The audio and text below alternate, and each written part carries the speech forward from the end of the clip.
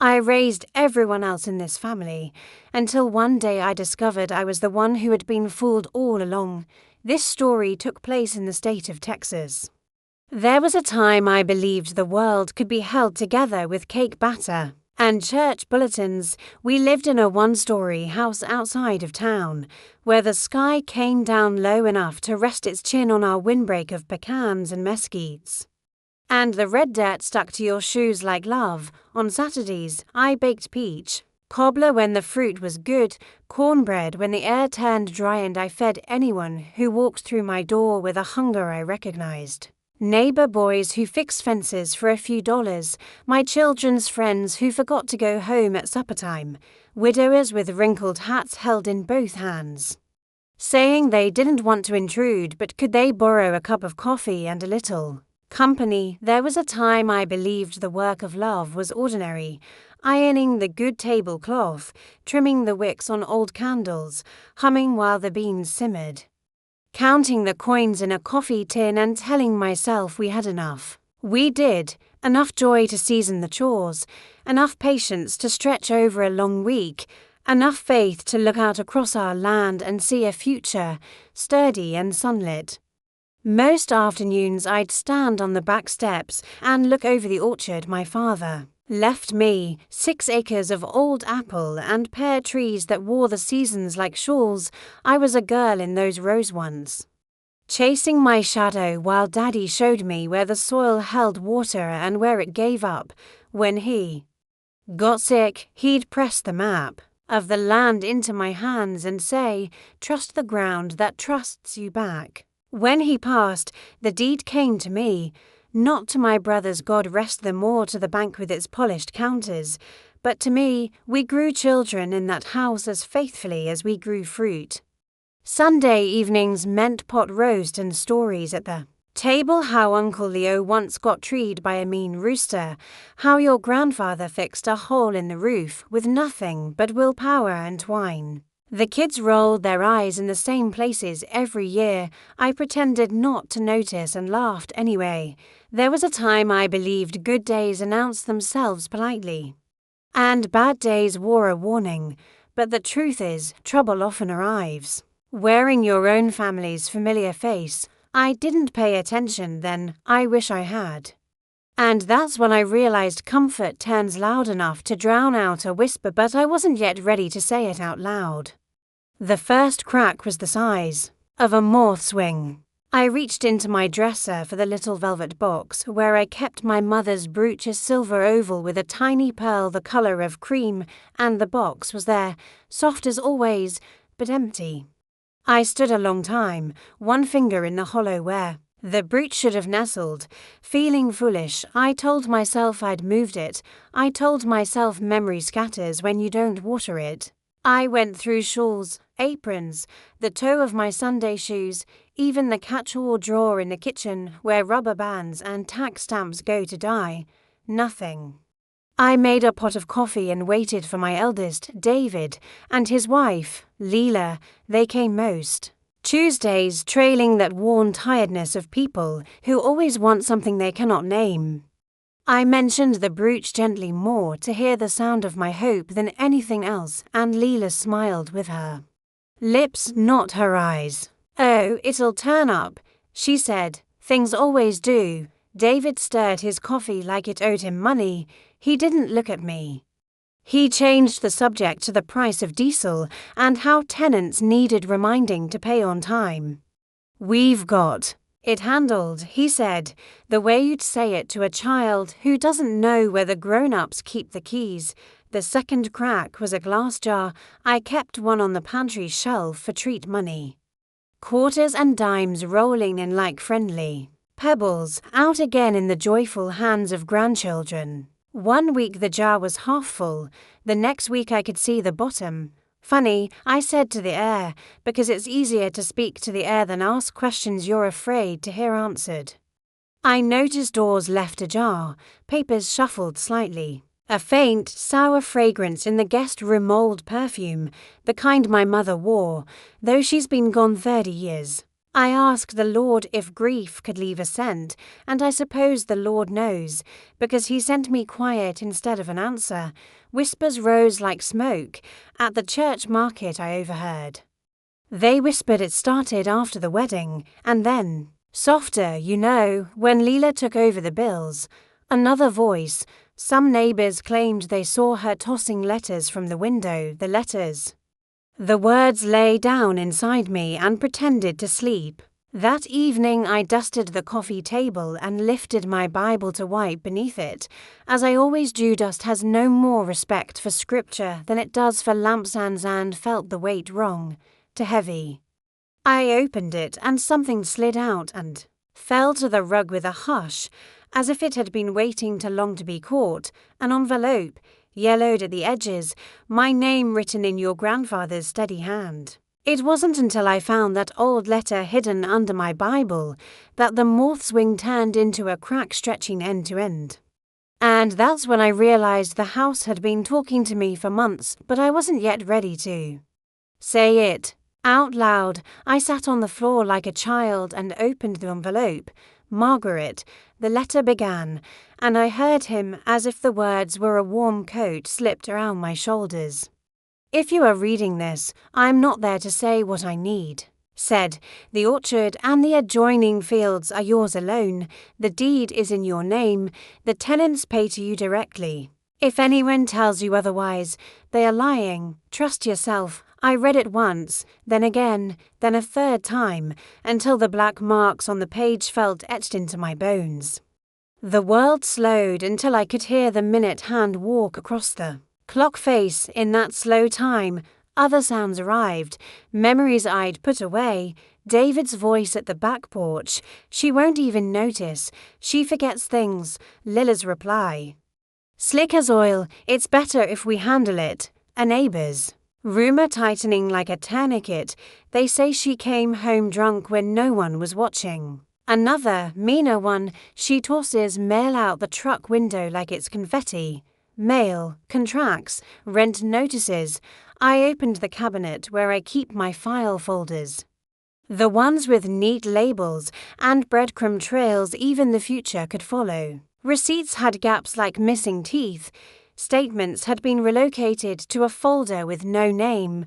One tenant ledger had been replaced with a photocopy so fuzzy you could hide sins between the grains. The letter in my lap grew heavier by the minute, not with ink, with truth. I looked at the orchard through the window. The pear trees were bare, their limbs thrown up cruciform against the pale sky. It should have felt like loss. Instead, it felt like clarity. The land trusted me back. And my own son, my firstborn, who once slept warm and damp on my shoulder, had taken that trust and bartered it for months of rent money and years of control. My hands shook. My heart broke. I prayed and waited. At church that Sunday, the sermon was on forgiveness.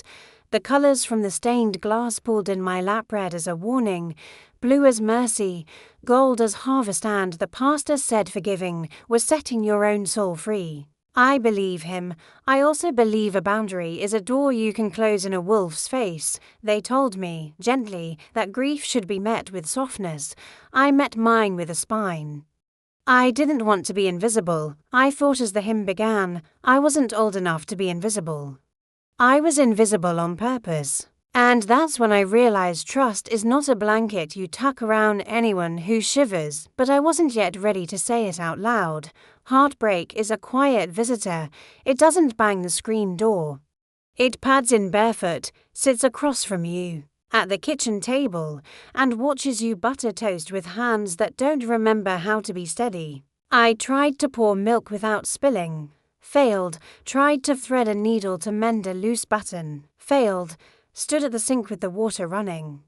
Listening to it pat the steel like rain on a tin roof, and wondered when exactly I had become surplus to my own life. My hands shook. My heart broke. I prayed and waited. I waited for anger to arrive and tell me what to do. It didn't come the way it had when I was young, loud and fast. Knocking things over, cursing under its breath. This anger took the back chair and folded its hands. It watched, it learned the room, it asked where I kept the spare light bulbs, it promised it would help me see. I didn't tell anyone. Not Rufy from the choir, who's good at seeing through. Smiles, not Edgar from the feed store, who knows when a lie has been watered down to pass as truth. Not even my youngest, May, who still brings me fresh rolls, because she knows yeast can be a bomb. I let the grief pace the hallways until it got tired. Then I opened the door and let resolve come in. And that's when I realized collapse isn't the end if you break in the shape of a door, but I wasn't. Yet ready to say it out loud, patience is a weapon if you can stand to hold it. I started with the lawyer who handled our will when your grandfather was alive. The office smelled like dust and coffee. And the secretary still wore her hair in a hierophant that whispered of the year the world stopped making sense and never fully started again. The lawyer read my husband's letter with that slow care of someone who knows the difference between ink and intention. You don't need to take anything back, he said. It was never theirs. It is yours. We drafted notices on crisp paper with ink that didn't apologize, effective immediately. The letter read, rent payments for parcels identified as numbers, boundaries. Old names like Blue Oak and Turner Strip are to be remitted to Mrs. Margaret ____ at the following address. Previous arrangements are invalid. We did not use the word fraud.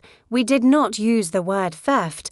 We used the words the law understands, which sometimes means letting the truth stand still while consequences catch up. I visited tenants. 1. By 1, I brought pies because sweetness opens a door better than a fist. How's your mama? I'd ask. How's that bum knee? We'd talk rain and calves born late and boys who think they invented hard work. Then, when the kettle sighed and the cup was set down, I slid the notice across the table. Most of them read in silence. Some said, we wondered. One old man, he's the shape of a fence post with a voice that rattles like gravel, kept his eyes on the page and said, Ma'am, I saw your daughter-in-law leaving your shed one night.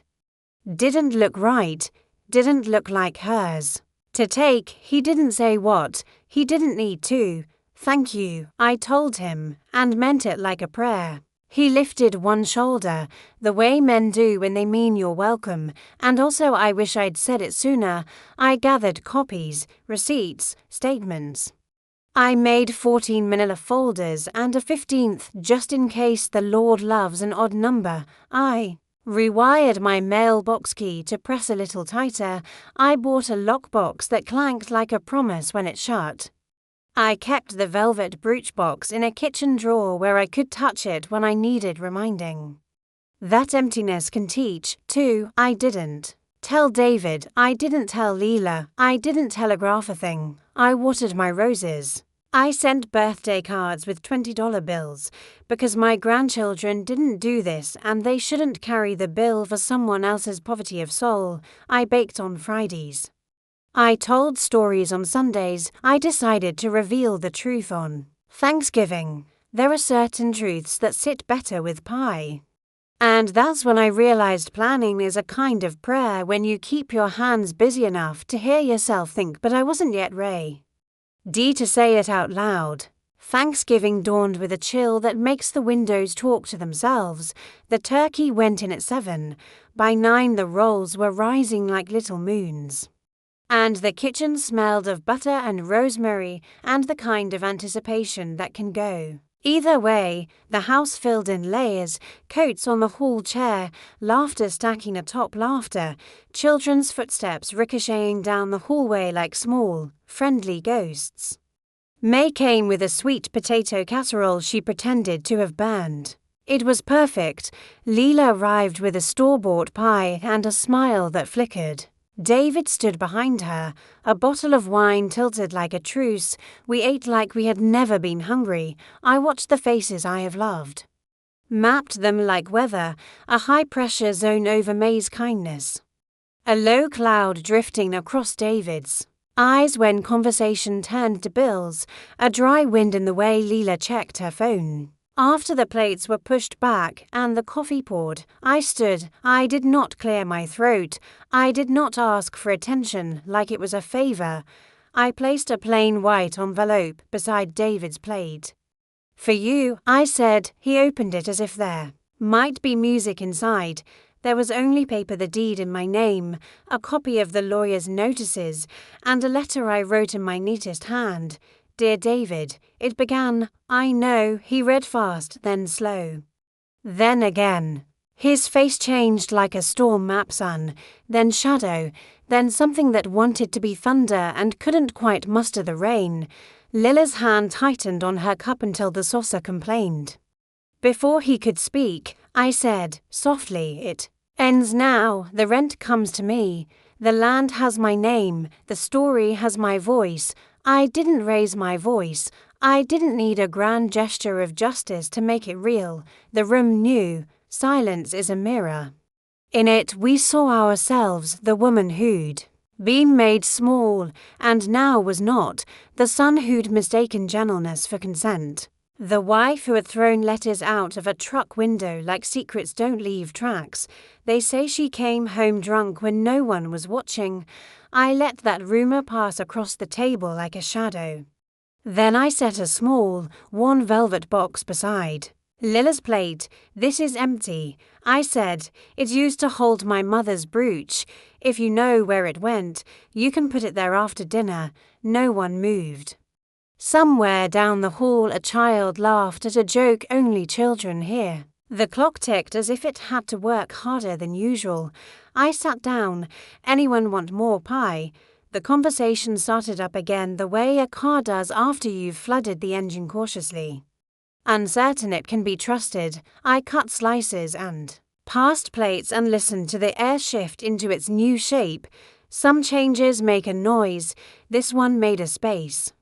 And that's when I realized revenge can be quiet and still be righteous, but I wasn't yet ready to say it out loud. They left early. No one said it was because of the envelope. People almost never say the reason out loud when it lives in the space between two heartbeats. David hugged me in that careful way you hold a thing you've already dropped once. Leela thanked me for dinner like she was signing a receipt. The grandchildren ran through the cold like puppies, scattering their joy on the dark like stars that forgot they were supposed to stay put. The next morning I brewed tea and took my cup to the back steps. The orchard stood with its arms thrown open to the pale winter sun. I could smell damp earth, the faint metallic promise of frost. The land didn't care about papers. It recognized footsteps. It knew the sound of my hum. It had trusted me back long before I learned to trust myself. The phone stayed quiet for a week, then two. When it finally rang, it was May, asking if I needed anything. I could use rolls if you're baking, I said, and we both laughed because we were both lying a little. You rarely need rolls. You sometimes need company that tastes like bread. The tenants came by at the first of the month with envelopes, addressed in their own hands. They stood on my porch as if it was something holy and passed them over with nods. We talked weather and fences and the rumor of a drought that keeps trying to be more than a rumor. When Mr. Harris turned to go, he touched his hat brim and said, "Glad to see things set right, ma'am." The words settled around my shoulders like a shawl I had knit for myself without noticing the hours add up. One afternoon the mail carrier left a small padded envelope with no return address. Inside, wrapped in tissue paper, lay my mother's brooch, the oval silver, the tiny pearl, the quiet glint of a thing that remembered who it belonged to. No note. No apology. I set the brooch in its velvet bed and closed the lid with a click loud as a bell. I do not hate my son. Hatred is a job that pays in emptiness. I do not excuse him, either. Forgiveness, for me, is a room with a window and a lock. The window is for light. The lock is for safety. I can wave at you through the glass for the rest of my life and still keep my door closed. The neighbors kept whispering the way people do when they are trying to keep their tongues from getting bored. They whispered it started after the wedding. Maybe. Some neighbors claimed they saw her tossing letters from the window. I believe them now. I believed them too late, and also exactly on time. Truth has its own clock. There was a time I believed I had to be the glue. Now I know I can be the vessel. Glue holds things that want to fall apart. Vessels hold what is worth keeping. I gather light now, morning light on the sink, late light tangled in the branches, the thin light in winter that reminds you to move closer to the stove and to one another. I make tea. I mend things that want to be mended and set aside the things that don't. I walk the orchard with my hands in my coat pockets, fingers worrying the lint and the prayer beads and sometimes the sweet, round weight of a pearl. I am not smaller. I am exact. They told me age would make me smaller. But this was when I found my real voice, and that's when I realized what they stole was money. What I kept was the map, but I'm finally ready to say it out loud.